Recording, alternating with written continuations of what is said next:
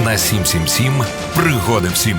Тема мобілізації зараз на слуху суспільства, оскільки дійсно скоро вже вступає у дію новоприйнятий новий закон про мобілізацію та особливості її проведення. Ну і ми бачимо, що і вже фактично активізувалися відповідні органи, ті ж ТЦК та СП у проведенні якраз мобілізаційних процесів. Маємо також повідомлення від прикордонників про те, що продовжуються спроби, скажімо так, нелегально перетнути кордон з боку військовозобов'язаних чоловіків. Ось інцидент, який трапився на польсько-українському кордоні, зокрема, коментують наші охоронці кордону.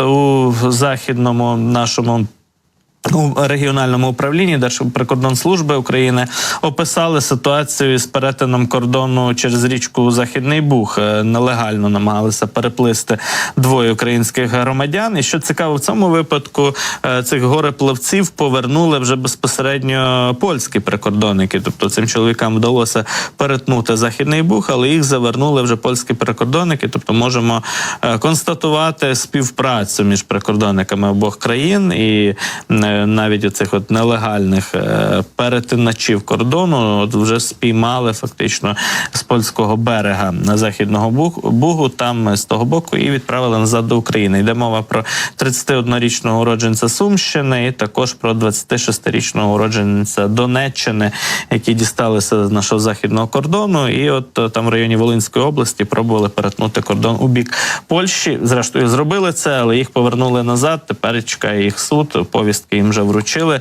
Ну, це лише два таких випадки. І це, причому, ситуація, яка закінчилася щасливо, бо ми зараз бачимо і читаємо, і бачимо фото ці жахливі, коли виловлюють буквально тіла із річки Тиса.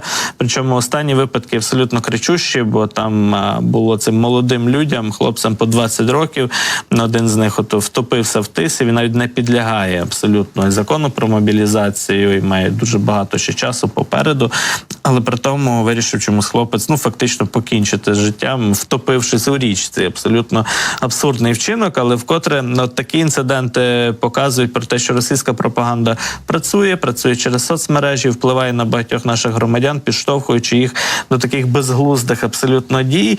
В той же час ми бачимо, що в парламенті йдуть на досі безпрецедентні кроки, про які раніше дискутували, звичайно, в суспільстві, але на законодавчому рівні не було відповідних рішень. Йде мова про те, що в парламенті, у Верховній Раді проголосували, дозволили добровільну мобілізацію ув'язнених і визначили, кому можна, кому не можна. От буде за рішенням суду вийти достроково із місць позбавлення волі і приєднатися до сил оборони. Отже, у другому читанні вчора Верховна Рада підтримала законопроект, який передбачає добровільну мобілізацію окремих категорій ув'язнених. І, зокрема, одна з ініціаторок цього законопроекту, народна депутатка Олена Шуляк, коментує цей документ так. За цей законопроект проголосували 279 нардепів, до слова. Отже, Шуляк коментує, що можуть добровільно фактично приєднатися до сил оборони всі особи, окрім тих, які вчинили умисні вбивства, інші важкі злочини. Також до лав сил оборони не зможуть вступити корупціонери і ті, хто вчинив злочини проти основ національної безпеки України. Також особи, які займали особливо відповідальне становище, депутати і міністри були засуджені. Таких у нас небагато. Не дозволять служити у ЗСУ також особам, засудженим за незаконне виробництво, придбання, розповсюдження, зберігання наркотиків, і інші є обмеження.